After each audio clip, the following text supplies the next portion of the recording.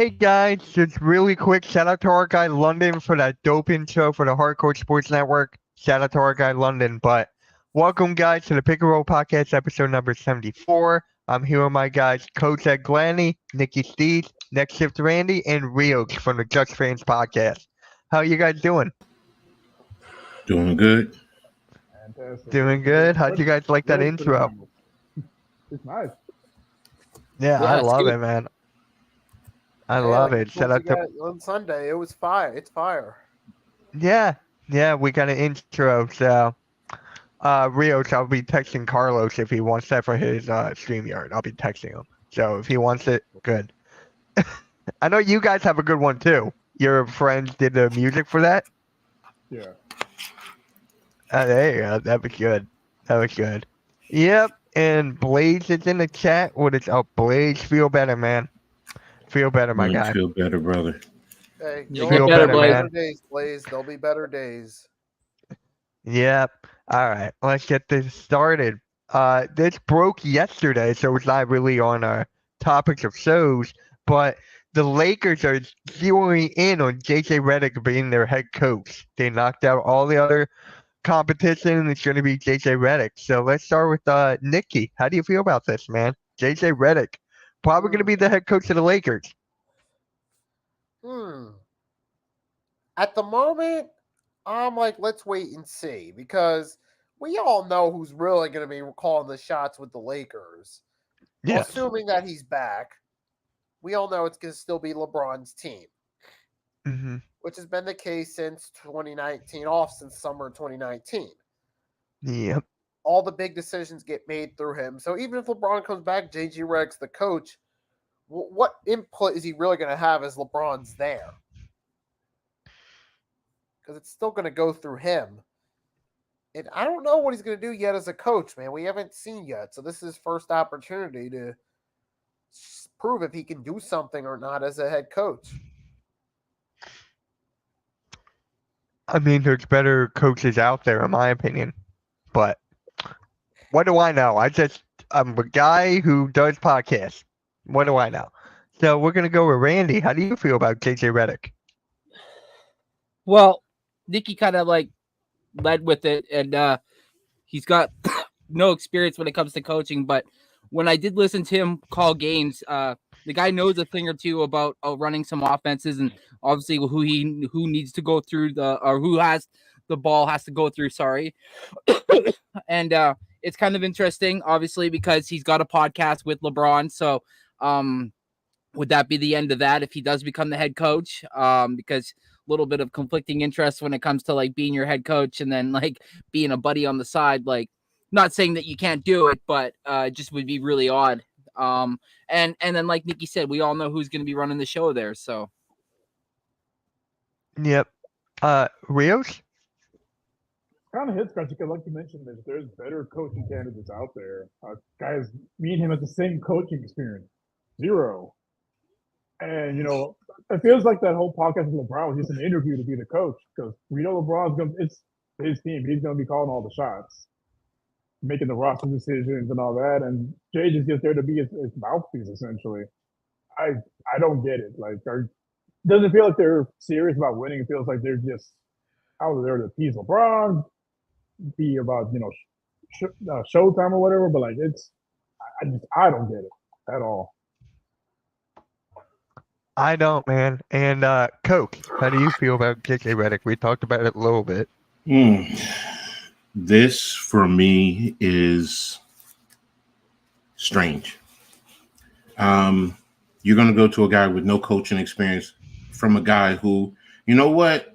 He had coaching experience even before he was a Lakers coach. He was an assistant in the NBA. So he really knew the ins and outs. Now, I'm not saying Redick doesn't have some concept of what goes on in the NBA, but it just leaves me a little baffled. And like you guys are hitting, perception is reality. Like, he's going to be a puppet for LeBron. Mm-hmm. And yeah, I'm being harsh by saying that, but yeah, it doesn't, for me, it's not a good look. Now, I'm not saying he might not be a good coach. he might end up being a phenomenal coach. I mean, Right. I'm not going to take that from him. He's smart. He played under a great head coach in college in Coach K, so he understands basketball. So I'm going to give him that. But you really didn't cut your teeth on anywhere in the NBA. So, and then you have a podcast with LeBron, and now you're in position to be the head coach. Also, how is that going to make AD feel? Honestly, how is that going to make AD feel? How is it going to make the other guys on the team feel towards LeBron, towards Redick? Is he really going to command respect? Is he going to command respect throughout the league? I mean, it's a strange one. I mean, it's not like it hasn't happened in the past, and I get it, but I'm personally, if I was a Laker fan, I would not be comfortable. I would not be happy with this. And plus, how much longer is LeBron going to be there? 2 years. So you're going to does this mean that he's going to be here for 2 years and then he's going to be out the door? Because you might end up having to strip everything down and redo it. Not saying they are. They may try and reload. I get it, but it's just too much for me with this. It leaves too many questions for me, and it just doesn't feel right. Yeah, I'm on the same boat as all you guys. It doesn't feel right. I really think he should stay away. He has a great thing going. His own podcast, ESPN. He calls games for ABC. He's got a lot of stuff going for him right now, and it's great. Keep on doing that. I mean, he's one of those guys that will speak his mind and just show everyone, no, this is not the way. This is the way you got to do it. Like what he did calling out Glenn Rivers on that episode of First Take. Like for me, honestly, it doesn't feel right, but it's just like it's LeBron at the end of the day. And JJ Redick, I was watching a clip of his podcast with LeBron, and it was just like they were drawing up plays on the clipboard, and I'm like, is this really what's going to happen? In clutch time, JJ Redick's going to go to LeBron in the huddle and be like, here, draw up the play for us.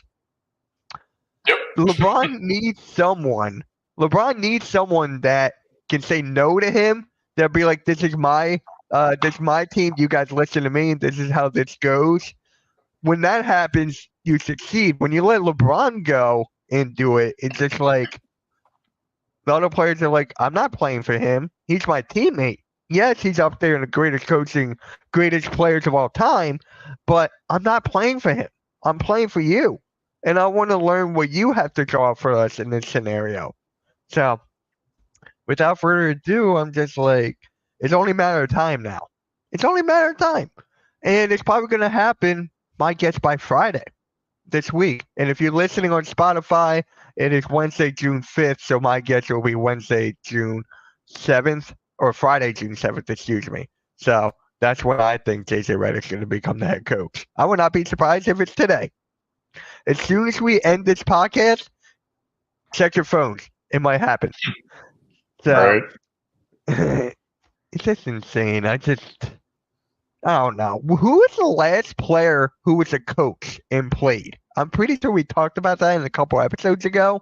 But It wasn't Bill Russell. Well, no. Yeah. Player coach, yeah. Bill Russell comes to mind. Yeah, was Bill somebody Russell. else. Was it Magic? No, Magic was not a player coach. He was retired by the time he coached. Oh. So I guess it's Bill Russell then. No, I'm looking. Yeah. I'm looking it up now. Yep. What is up, Spongy? How's it going, man? Thank you for stopping by. But really quick, as Coach is looking for this, just new podcast alert starting tomorrow, Thursdays at 7 p.m. If you guys are a huge fan of WNBA, Coach Ed, Next Shift Randy, and Nick of Sleeper Sports Media, Full Court Press, every Thursday night at 7. So if you guys are fans of WNBA and everything that's going on over there, that's your podcast to tune in. Oh, really? Dave Cohen, yeah, with the Celtics, 1978-79 season. Oh man! Wow. He I ended did up not expect that. relinquishing. He ended up relinquishing his coaching duties to still focus on his playing career after that. But he was the last one.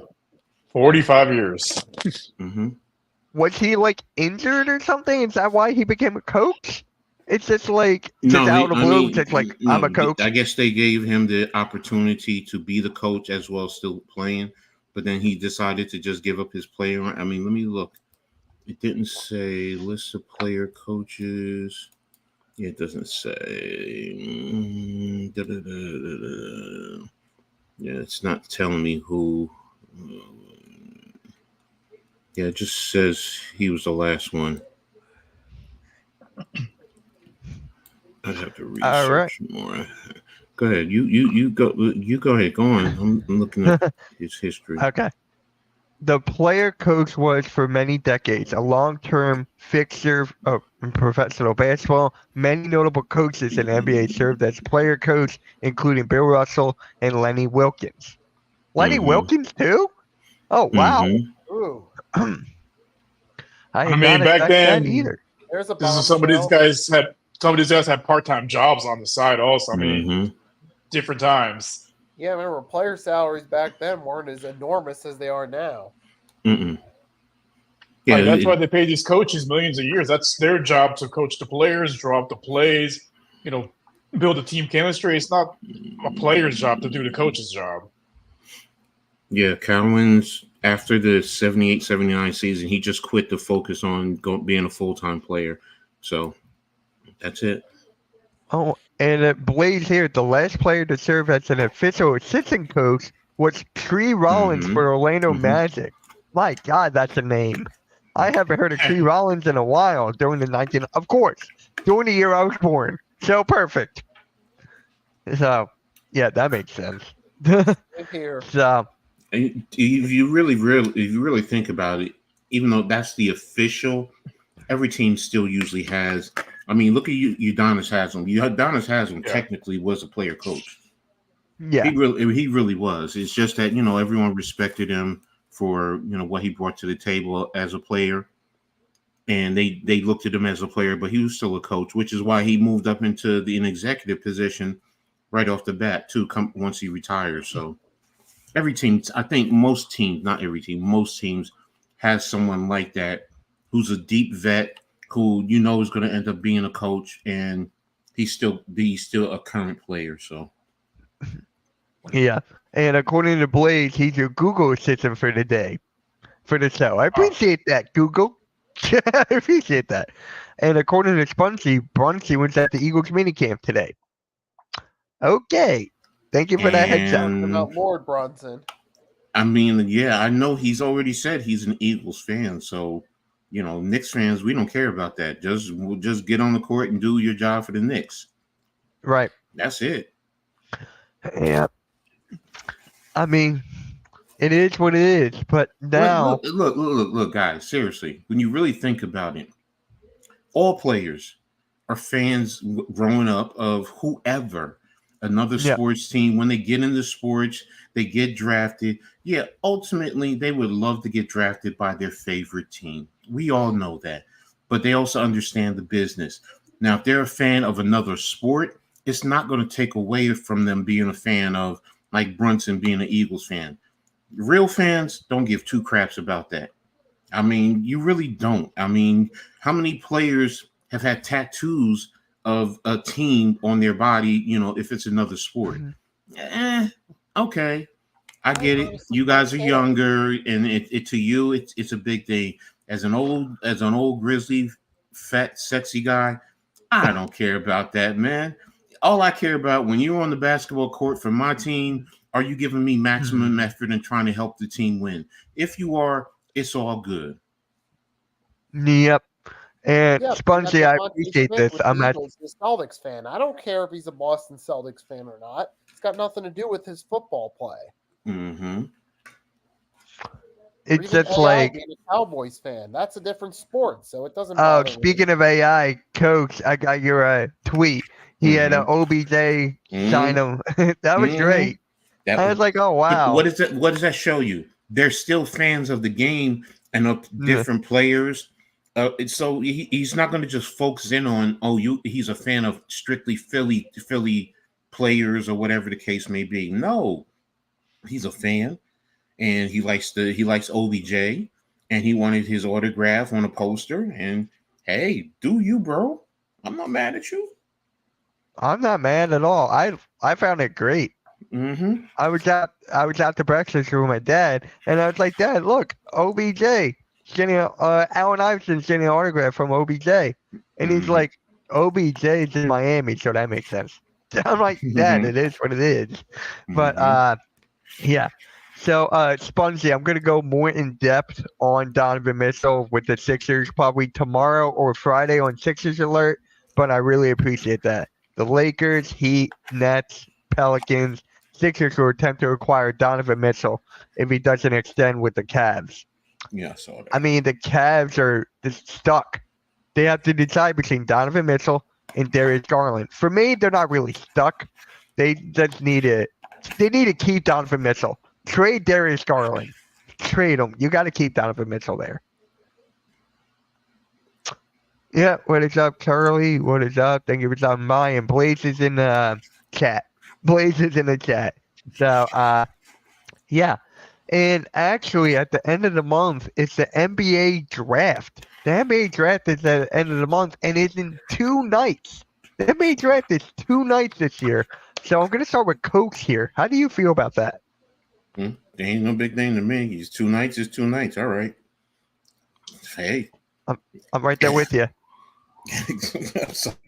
It's 2 nights. I'm right there with you. Whoop-de-doo. It's 2 nights. I know. People are like over-exaggerating with this. And I'm like, okay. I find the NBA draft more... NBA draft is my thing. The NFL draft is like for Coach and everyone who's a diehard in football. I'm diehard in basketball. So, yeah.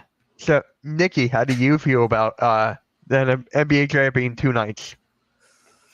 It is what it is. I mean, they want to do it a second night for more ratings. That's all power to them. It's not going to make a difference to me. Correct. Rios? I don't, like Blaze said in the comments, this is about the money. But I personally, I don't get it. Especially starting it this year. This is one of the weakest draft classes in a decade. I think outside of the top 10, most people aren't going to know who any of these guys are. And the day 2 guys, half of them probably end up in the G League. I don't see the point of making it 2 nights.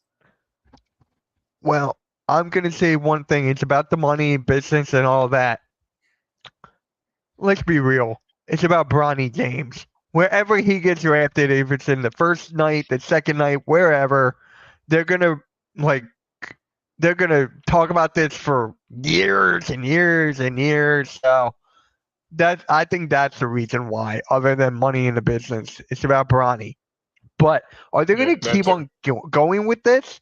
Are they gonna do this for next year and a year after and a year after? Or is it just like the one-time thing with Bronny? Like, if it's a one-time thing, then okay, but yeah, I don't know. I have a feeling it's going to be a one-time thing because there's like with the NFL it being 3 days because you have 7 rounds. The NBA draft is 2 rounds. You could literally do them in one night. Yeah. So, Randy, how do you feel about the NBA draft being 2 nights?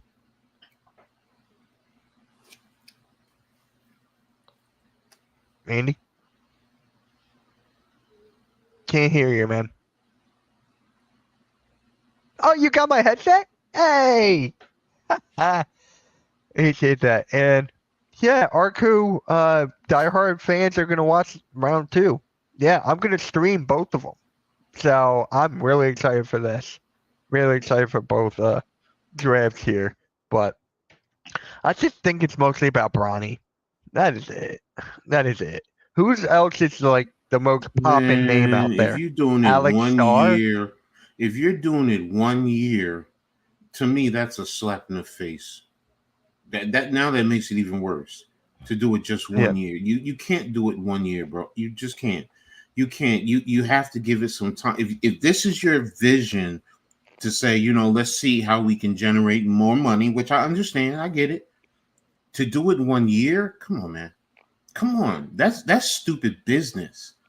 I mean, Commissioner Silver, you're a smart man. You're an Ivy League man. You know that makes no sense. You're probably gonna tick off business sponsors to do it in 1 year. I mean, it makes it look like I've already said the wrong thing. You're trying to appease LeBron James, and that's really it. But you know what? Stop sucking him off. Oh, excuse me. I'm sorry. I didn't want to go. I mean, you're not wrong. Honestly, that's what it does feel like. It's like they're just trying to appease. I'm like, I get Clutch. Clutch Sports has a lot of pull around the league, but like, come on, man, like stretching the draft out to 2 nights, like, especially with this draft. If they wanted to start it last year, which was a much deeper draft class, hey, that would have made more sense because you have more guys people actually know about. This year, like, it's honestly outside the top 10, your average NBA fan won't know who's who. Right. Exactly. And actually, Rio, since your Rockets have the 3rd overall pick, how would you feel about trading that for Mikal Bridges? It seems too high, honestly, for me. Okay. I wouldn't trade. Even in the draft this week, I wouldn't trade it for Mikal Bridges. I'd rather they just develop their young core. If they want to trade, like, say someone like Dylan Brooks to create space for those, like a guy like Cam Whitmore or Tari Eason to get into the start lineup, I'd be okay with that. But trading it for him because he doesn't really move the needle. He's a good NBA player, but he's not like a Donovan Mitchell that's gonna possibly push you into like contention status. He is the way that he's been overvalued this last couple of years is ridiculous. Honestly, like I don't get it. I don't see it. He's a great 3rd guy, but like they treat him like he's like one of the elites in the NBA. Like he's not worth the number 3 overall. He's not worth the number 3 overall pick, even in a weak draft class. At least snuck in the play-in tournament and possibly the playoffs if he was really that guy. Right. And once you look at Mikal Bridges and what Memphis Grizzlies offered, they offered him 4 first-round picks for Mikal Bridges, and Brooklyn what was that? Brooklyn turned that down? Mm-hmm. They're really focused on making him a star, but he is not the star of that team. It's Cam Thomas. Cam Thomas is the number 1 option. Mikal Bridges is number 2. So me and my friend got in a huge debate about that what was that, last week? Yeah.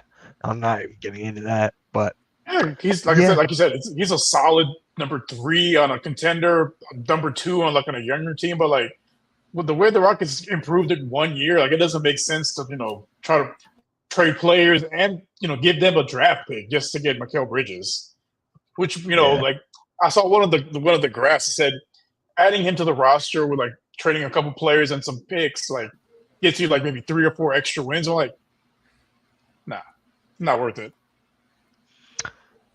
Yeah. I mean, I love Mikal Bridges. We had him for like 2 minutes. Then we traded him to the Suns, and now he's on Brooklyn. So we had him for literally 2 minutes. Yeah. Oh, thank you for that, Spunzy. Vetso and Wembanyama are the only untouchable players on the Spurs. Thank you. They're not trading Wembanyama. Oh, I'm no. shocked. Wow. In other shocking news, water is wet. Yeah. And talking about the draft, actually, Topic has a torn ACL, which sucks. I had him going to the Spurs at 4 or whatever. I had him going in top 10. Man, that sucks. He's gonna fall flat. Why?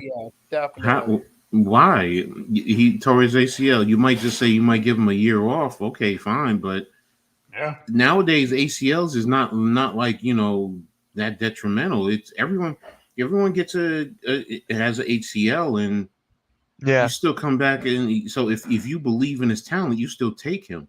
Now, if you're saying that across the board, there's somebody who's equal to him, and you can you can play him a year earlier. Okay, I get that, but if you really believe in the kid's talent, you just take him. It doesn't matter. Yeah, I know. It's like what the Sixers did with Embiid. Like, remember, it took Embiid like what, 2 years, and then boy, they did that with Ben Simmons. Did that work out? No. So it's just like, yeah, man, what's wrong with StreamYard today? StreamYard is acting pretty weird. Well, But what's happening? no, it's nothing. It's like whenever you see the click for more comments, it's becoming one with the chat. So I'm like trying to find it, but oh yeah, it's Spongy. The Knicks are looking to trade the first round picks in the upcoming draft. I How just do you got feel a about tweet. that? I just got a tweet that they're not.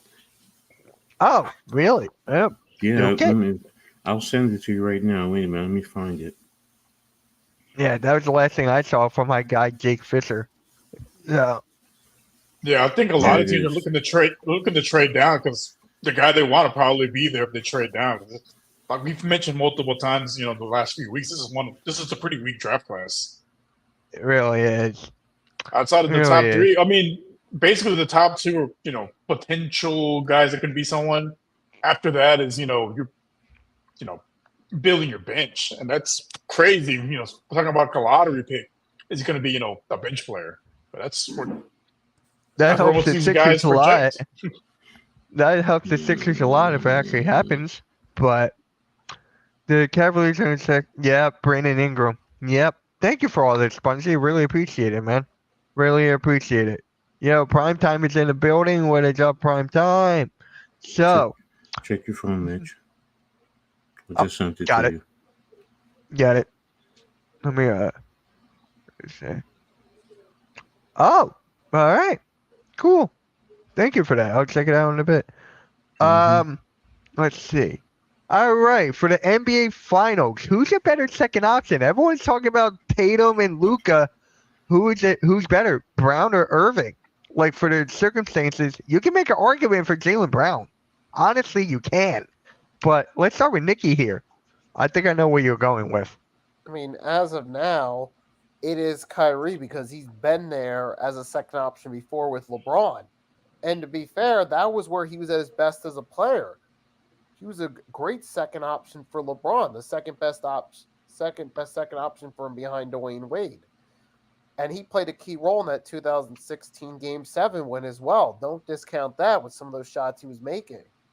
So Kyrie has a track record of being able to perform in the finals as a second guy. Now, Brown, he's been really good for them for the regular season, but he hasn't helped the team get over that hump yet. And now you see Kyrie's coming back into that role of being more that accepting being that second guy, and it's working out great for the Mavericks. And they actually made a push to the finals. Yep. And I mean, it's still pretty close. You could go either way because Jaylen Brown's been excellent as a second guy too. He's helped out with Tatum a lot. Sometimes you see Brown putting up 30, 40 points from time to time as well. And even this year, he's played a key role for him throughout this playoffs. And even that he might be better than Tatum. And sometimes, and that's an interesting question. That's a whole other debate in itself. Who's the real number one guy? That could be a whole other debate. Mm-hmm. Yeah. I'd say now Kyrie. Yeah. We're gonna go with a coach here.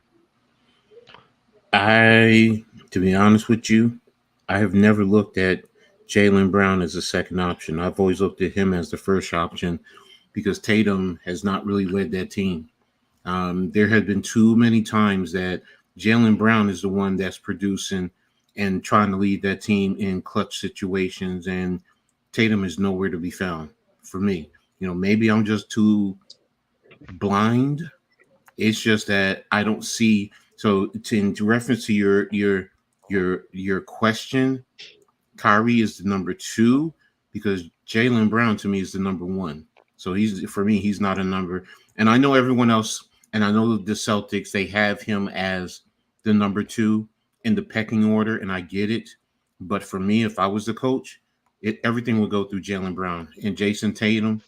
If I could trade him and get assets, I would. Because to me, he's not a number 1. He's not. He's a number 2. I agree with that. And Rios? No, you guys hit the nail on the head.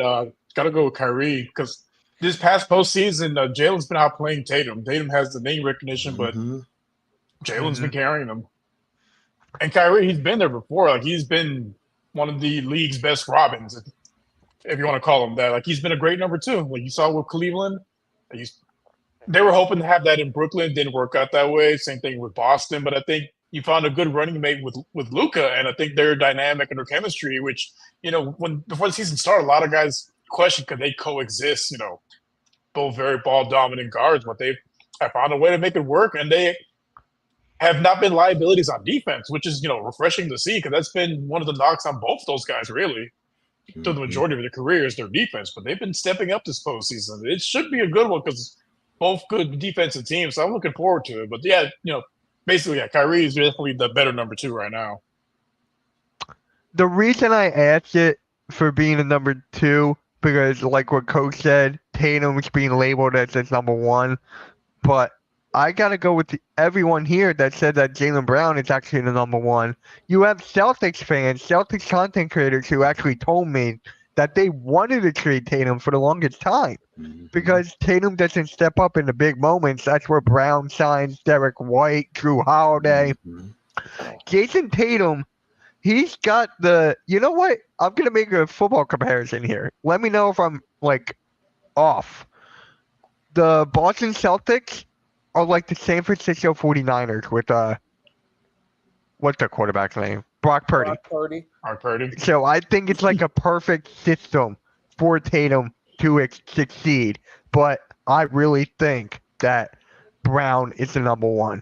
And he's the highest paid player in NBA history. He deserves every single penny of that. So I got to go with Brown. But as I was listening to LeBron James's and JJ Redick's podcast, each one of those guys on the Celtics can lead the team. And those other guys are great off ball. So Tatum doesn't really have to try. He doesn't have to really do anything. So it's just like, I'm going with Brown here. All right, number 1, but Kyrie Irving is the number 2. Tatum equals Dak. That's a great one. I would agree with that. Yeah. They both don't step up when it matters most. Yeah, it makes sense. Like, they perform phenomenal against the lesser teams, and then against, teams just as good or a little bit better, they just disappear. Yeah. Dak isn't a problem. It's not Jerry. On the field. See, the thing is, on the field, if you're talking about business-wise and organizational structure, I'm with you, Arku. Yeah. But I'm looking strictly on the field. Jerry's not out there on the field playing. That's Dak. Is Dak leading that team to play consistent playoff wins and championships? I'm sorry, the answer is no. And you're paying him like a top player in the league. Well, he's supposed to get 60-something million this year, or 60 million. Come on, man. Something like that, yeah. Give him a lifetime contract, please. Yeah. No. Yeah. So, yeah, with that, I think we all came in agreement. It's Kyrie Irving. Brown. So, is Tatum overrated, or we do not go that far? I would say he's overrated. I would say he's overrated. I think with him, it's just a name recognition thing, because he has not, what's his, all the great players, they had, moments where they shine in the playoffs. Don't really have one for Tatum. Like, that's where you build your legacy, in the playoffs and, in the finals. Yeah, we get to see that from him. Overrated might be, it's difficult with him because he has the talent. He definitely has the talent to be an elite player and to lead a pro organization and to win championships. He's just not producing in those clutch moments. So yes, you could say he's overrated because he's not meeting his talent, his talent ability. But if you just say, is he talented? Is he that talented? Yeah. So then the overrating might be, it's hard. It's hard for me because I Blaze is right in I'm sorry, Rios is right in what he's saying for the most part, but I look at the talent and I'm like, the kid is uber talented, man. Why isn't he producing? That's what it is. Yeah, Blaze said it perfectly right here. Tatum has Yes. better numbers than Jalen, but not by much. Jalen is more of a leader and showing up in big games, like you all said. Yes. The only time I could think of Tatum stepping up is when he dunked on LeBron. And what was that, his rookie year? Yeah. I think that's the last time I can ever remember Tatum stepping up. One play dunking on LeBron. Okay, whoop-de-doo. Plenty of guys have I done know, that. right? That's the only thing I'm think like, yo, do you step up in the clutch and do you hit those clutch shots? How many times he's had the ball in his hand at the last moment or in a crucial moment, and they needed him to make a play, and he doesn't. It's Jaylen Brown has done it way more than he has for me. That's me. That's me. I got my blinders on, so my guy Melo said it I perfectly. I agree with Coach. Mhm. Like, because Jalen, have you seen him take over in the fourth quarter when the team needed him to step up or someone to step up? And we haven't seen that from Tatum. He's never taken over in the fourth quarter or the clutch moments. Right. So, Nikki, I want to hear your thoughts on this, man. Is Tatum overrated? Yes, to a certain degree. Yeah, because we've seen it time and time again. They've gotten to the playoffs. They made a deep run, but it's only gotten them so far. Like, they haven't been able, Jason Tatum hasn't been able to give them that push. You see it throughout the years. You got against Milwaukee in the second round, 2019. Yeah, that was part Kyrie, but then 2020 against the Heat, they were favorites. And what happened? 2021, they fell off. Who did they lose to again when the 2021? Was it Golden State? No, 2021, the year Milwaukee. Oh. Man, it feels like a lifetime ago. It really does. Miami? Yeah, I think they were. Oh, they lost to the Nets. They were the 7th. Oh, it was the Nets. Yeah. Right, they lost that series too. 22 in the finals against the Warriors. Then last year against the Heat.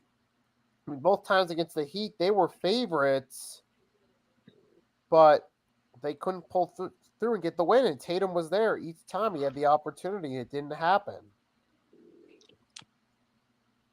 We're talking about NBA playoff chokers, guys like Karl Malone as one example, or even some people throw Embiid, or maybe someone like a Chris Paul in there or a Harden. Well, we got to say Tatum now fits in a similar category unless he ends up winning something soon. And David Robinson, too, was someone who was in that category, but those 2 chips at the end kind of moved him out of that territory. So Tatum's either he's going to be remembered like a Karl Malone or a Chris Paul or maybe a David Robinson where he gets a chip and that finally goes away, that stigma. Yep. And again, my guy Melo, he's not overrated, generally speaking, in my opinion. I think he's overlooked on his playmaking, but he is overrated as a pure scorer. Maybe the Celtics don't need him to be that. They really don't.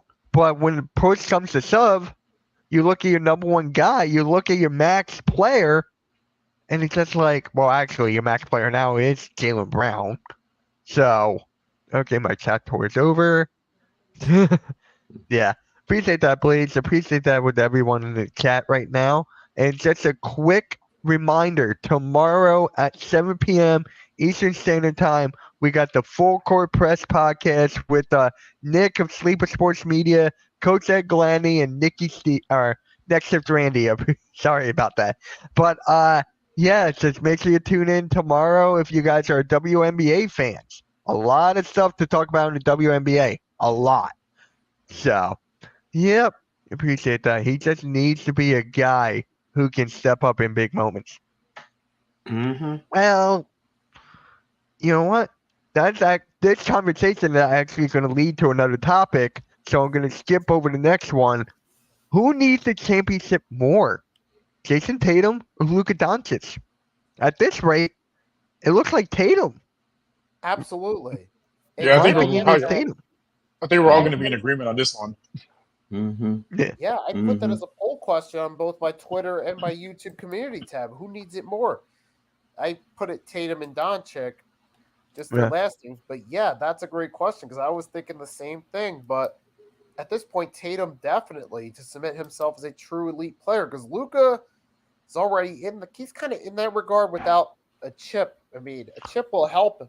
He's kind of in that Peyton Manning territory before Peyton won that first Super Bowl where people already viewed him as a superstar even before that. I see Luka in a similar category in the current NBA where he's already kind of a superstar without that chips. I mean, it'll still help him to get it, but Tatum certainly needs it more to be looked at in that same regard. Yeah, because with Luka, but go ahead. No, I was gonna say, with Luka, he's won championships overseas with in Spain with Real Madrid. Like he has a championship experience. Like he dominated over there, came here. Yeah, the chip will help him, but I don't think that's gonna, at least right now, it's not gonna hurt his legacy if he loses his first finals. For Tatum, this is gonna be his second finals, and they've been knocked out at the number 1 seed a couple times. And here, you're going against a team that's the number 5. They're 5 or 6 in the West. Mm-hmm. You're the heavy favorite, and if you lose this one, that's when the questions start to get a little bit louder about you. Yep. And Coach, I think you're gonna go with Tatum, or am I wrong? No, I'm with Tatum. I'm with Tatum because if the Celtics don't win, are they going to blow that team up? Who's going to be traded? Is it going to be Tatum? Is it going to be Jaylen Brown? I mean, is the head coach? So it's more, to me, he needs a championship right now. He really needs a championship. Being there quite a few times, how many times he's been to the finals? 2 times, I think? This is the second time. Oh, this is the second time. So, but, you've been in the finals a couple of times and not made it. So, to me, he needs that championship also to shut people like me up who are questioning him, who are saying he's overrated and he doesn't have that clutch gene. So, he needs it more than Luka. Luka is hitting plenty of clutch shots. Come on now. I mean, he just hasn't been to an NBA final, but he cemented himself as an NBA great, man. He really has. So, Tatum, for all his talent, he has more talent than Luka. Let's be real, more athleticism. Let me say that. And he's still not feared in a sense like Luka Doncic is. So, he needs a championship at least to quell everyone right now. Yep. Yeah, but you can actually make a case. Does Kyrie need this? Does Kyrie need it just to prove to the fact that he doesn't need LeBron to win, and he actually accepted the fact that that he has to be the number 2? He can't do anything as the number 1. I mean, you can make that argument as well. If you want to go that route, then sure. But Kyrie already had. I mean, I get it. He won it with LeBron, but he still won. I get it. It's. I mean, he's the one that hit the shot to win Game 7. Yeah, wasn't LeBron hit that shot? It was him. Yeah. So I don't think it's anything to prove. No. If you want to just say what's happened with Boston and the Nets, then okay, fine. I get where you're going, but ultimately, nah, I really don't see it that way. Understandable. Nikki, how about you? How do you see this? Does Kyrie need this ring? I don't think Kyrie necessarily needs it because he's already a star. I mean, another ring will certainly help complete his revenge story, but he's always going to be viewed as that great second option. I don't think this necessarily enhances it could enhance a little bit, but he's going to be remembered as that great second option now, I think, regardless of what happens in this finals. So I think Tatum's certainly got a bigger chip on his shoulder, and Luka, I think, needs it more than Kyrie. Yeah. Yep. So, I think we're on the same terms there. So, who's the X factor for each team? The Mavericks and the Celtics. Who's the X factor for each team? I'm going to start with Rios on this one. I think for the Celtics, it has to be Derek White. Mm-hmm. He's gonna be the difference. He's gonna be the difference between them winning a championship or not. Because if he has a great finals, there's no way they should lose. And if Tatum, Right. finally decides to show up, because we know Jaylen Brown's gonna, get his in the clutch moments. But if Jason Tatum could step up and Derek White balls out too, I mean that's gonna be tough for them to stop.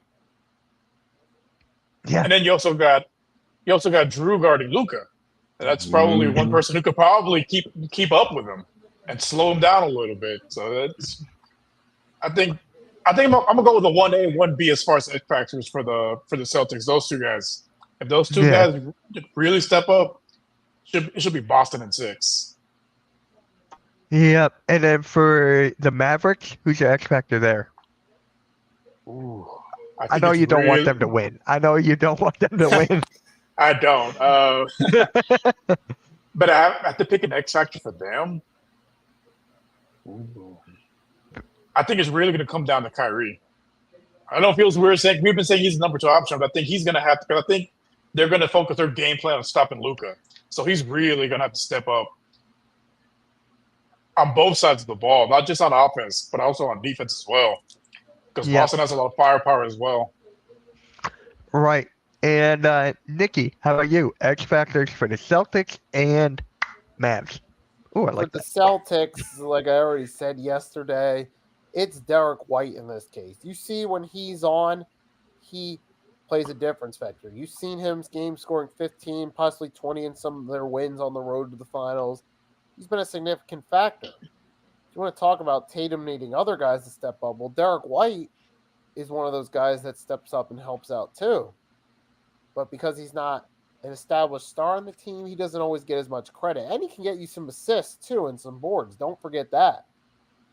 It's not just the points that he gets you as well.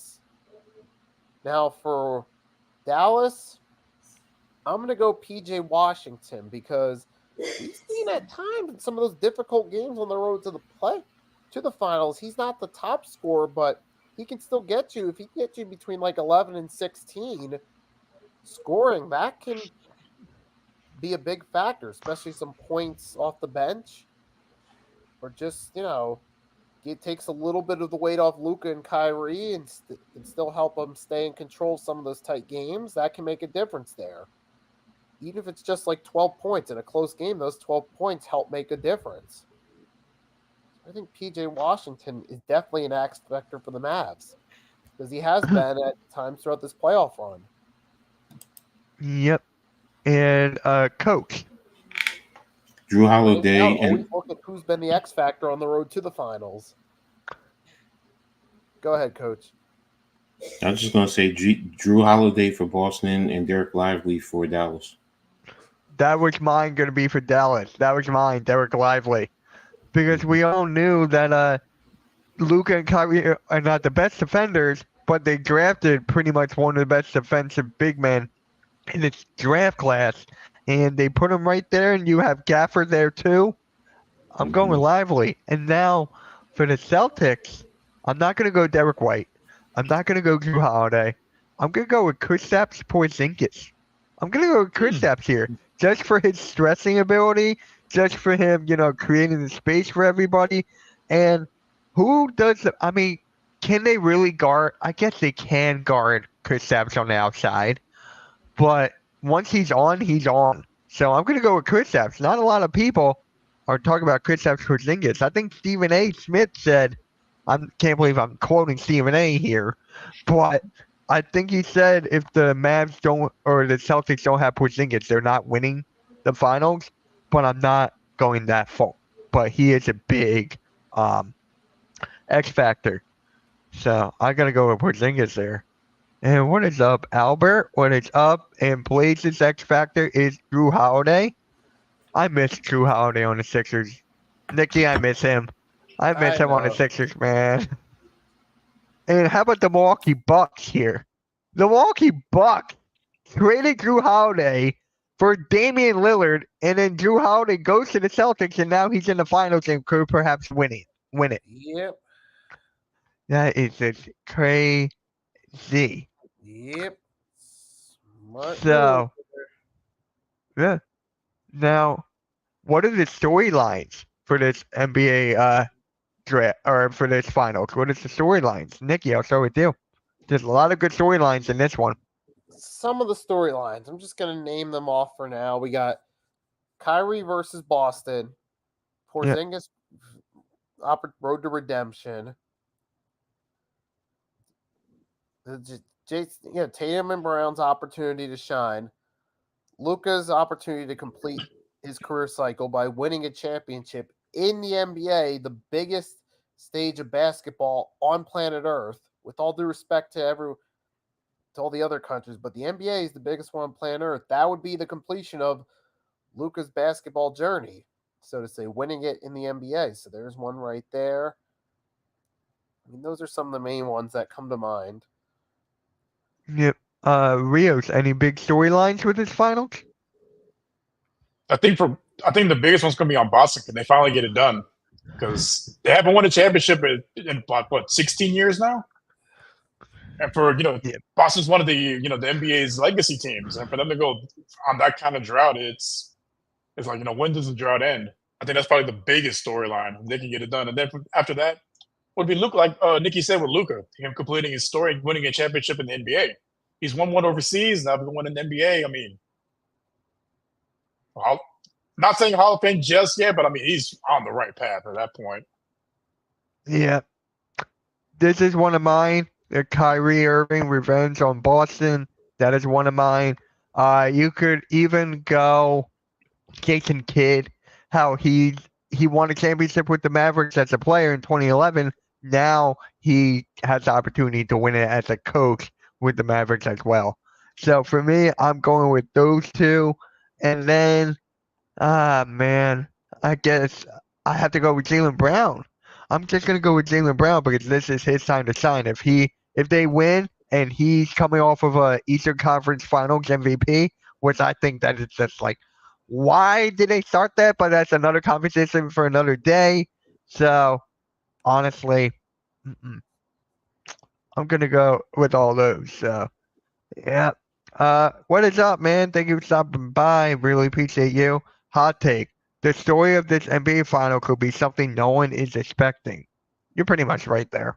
You're pretty much right on the money there, Blaze. I mean, I'm trying to think what else could it be? Tim Hardaway? With his three-point shooting ability, maybe that could be an X factor as well. Gordon Hayward. So I'm saying the final story of this series will be none of that we are discussing. It will be a surprise. I'm sorry, a guy who made excuses. Hit us up with it, Blaze. Huh? I said, go ahead, Blaze. Hit us up with it. What is the story? What is up, Mike Sports Vibes? What is up? Mavericks, please beat the Celtics. That is true. Please beat the Celtics. So, speaking of that, we're going to go with finals predictions to close out the show. So, Nikki, give me your finals predictions. I got the Mavs winning this in 6 because even though 6 or 7, because even though Boston on paper they are the better team statistically, we know Boston had the easier road to the finals. But then the Mavs have already stepped up in competition. They've beaten the Clippers, the Thunder, and the Timberwolves. Whereas the Celtics, they've won dominantly, but they've gone against injured teams for the most part. So the Mavs already have that momentum in their favor for being able to go against top teams. So I just feel like that momentum carries over. Now, maybe Boston does win some home games because they do have home court advantage for the series, and that helps them out. But either way, I mean, this is going to be a tough finals, and we don't know. Boston is yet to really be tested under pressure in the playoffs. So what happens then when they have the pressure put on them by the Mavs? How will they respond? How will Tatum respond under pressure? Yeah. How will Derek White respond under pressure against his toughest playoff opposition to date?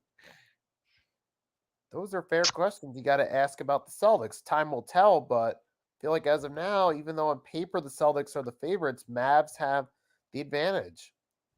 I just think they're the better team and will come through as the winners. Yep.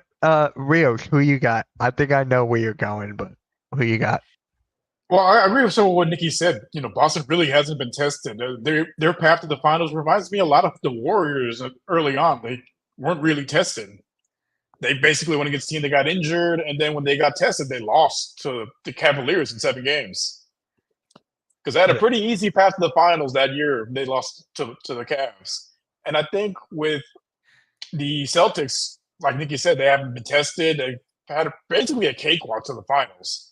And then this Mavericks team is going to be their toughest test to date.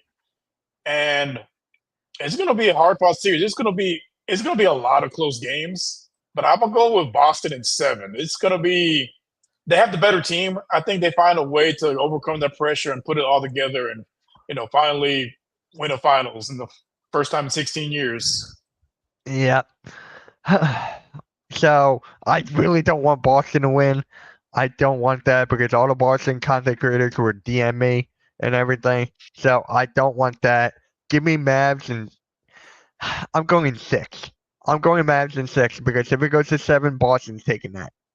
If it goes in 7, I feel like Boston's taking that. It comes down to who's the best player throughout the finals, and right now it is Luka. Luka is the best player in these finals, and then you can argue who's the second best player with Jaylen Brown, Tatum, or Kyrie. I would go Kyrie in that, but I am going with the Mavs in 6. So the Celtics can definitely win, but I just want the Mavericks to win. Yes, you're a Sixers content creator. We all know why. We all know why. If it's 6, if it's 7 in Boston, no, Mitch, and I agree. There you go. Put your hatred behind which team is better. Boston's a better team overall, but you got to go with the best player on the floor, and I feel like that's Luka and Kyrie. So, there you go. All right, guys. Really appreciate everybody. You know what? Really quick. Who do you think will be MVP in this finals? So, if you have Celtics winning, who's going to be your MVP? Who's going to be your MVP if the Mavs win? Whoever wants to take it. I'll go first. If Boston wins, I'm going to go with Jaylen Brown as MVP. There you go. I like that pick. Nikki? I'd say Boston, Jaylen Brown. I feel like Derek White and Jaylen Brown would play the biggest roles, but I feel like if it's close enough to go either way, they'll give it to Jaylen Brown. So, but you had the Mavs winning, right? Right. I'm saying if Boston wins, that's where it would go in that direction. So what about Boston? I mean, what about Dallas? You got Luka? Yeah, pretty much. I mean, that's pretty much a guarantee if they win it. Actually, I'm going to go with Kyrie. I'm going to go with Kyrie if they win it just because of his clutch gene and just him stepping up when it matters most. They both can close out, but Kyrie has the more experience. You can argue about the experience because Luka, he was playing in the finals for Real Madrid, overseas, won championships with Real Madrid since he was 13? Or something going on from there. So, yep, really appreciate that. And all right, so if you guys haven't hit the like and subscribe to all of our channels, really appreciate it. Shout out to Coach for hopping on. Shout out to Next Shift Randy for hopping on. Shout out to Blaze Radio for hanging through and being part of the chat, even though he's not feeling his best right now. Shout out to you, man. And great show, guys. Thank you for letting me run the chats. If it was fun, don't forget to hit the like button, everyone. Yep, that's a lot of money. Yes, sir. That's a lot of money. And really quick, if you guys haven't known, we're on Spotify again. The Hardcore Sports Network podcast is on Spotify. So make sure you follow us over there. This will be on Spotify right after the show. And remember, Full Court Press tomorrow with Coach Ed Glanny, Nick of Sleeper Sports Media, and Next Shift Randy. So if you guys want WNBA content, you know where to go. Every Thursday night at 7. Resign. No, we're not keeping Tobias Harris. Rio, you're going to love this guy. He's a huge Tobias Harris supporter. Wow. Right? Right? And he's a great guy, man. He's a great guy. But no! I thought you wanted him gone too. You know what? I'm ending this. Yeah. Damn. No, we're not doing that voice. Yep, MK Lounge tomorrow at 8 for the game. And then I'm going to stream video games tonight. Make sure you guys tune in. Now, and now. Damn. On that note, guys, make sure to hit the like and subscribe. Hit the notification bell. I know you were joking, but still. And yeah, we're out. Peace, guys. Have a great night.